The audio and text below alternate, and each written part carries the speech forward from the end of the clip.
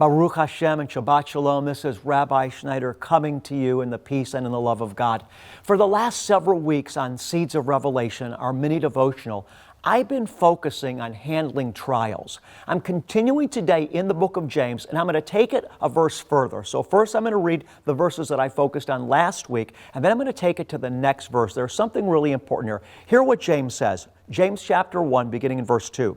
Consider it all joy, my brethren, when you encounter various trials. I stressed this last week, that life is a trial. Every day we're having to battle in the mind to choose those thoughts that are right, to choose how to respond in the right attitude, to choose to overcome evil with good, to choose to overcome with love, to choose to walk in God's way rather than being taken out into anger and frustration and temptation.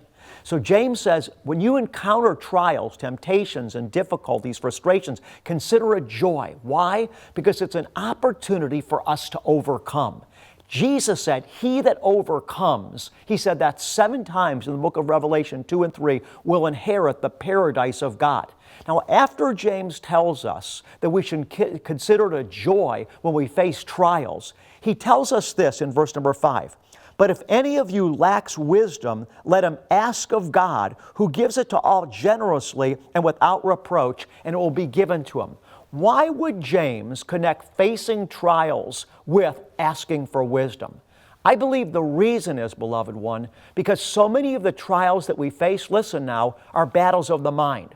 The devil makes us start to worry about, what does this person think about me? What does that person think about me? What's going to happen? I'm going to lose my job. I'm going to lose my health. I'm going to lose my spouse. You start having all these worries and fears, worrying about what people think about you. And you know what, beloved? It's all a trial.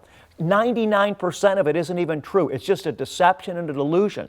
So what we need to do is we need to ask God for wisdom to overcome the dark thoughts of the enemy, so we'll gain the mind of Messiah, the mind of Christ, so that we can overcome and ascend out of the darkness into the light. I want to encourage you to battle. I want to encourage you to cling to God, to keep praying to Him, to overcome the darkness. I encourage you even to journal, write down all the ways that the enemy is deceiving you. Through that, you'll become enlightened. You'll learn his tactics. And beloved, you're going to overcome as you ask for the wisdom of God in this, and you're going to ascend deeper into the very love, peace, and fullness of Yeshua.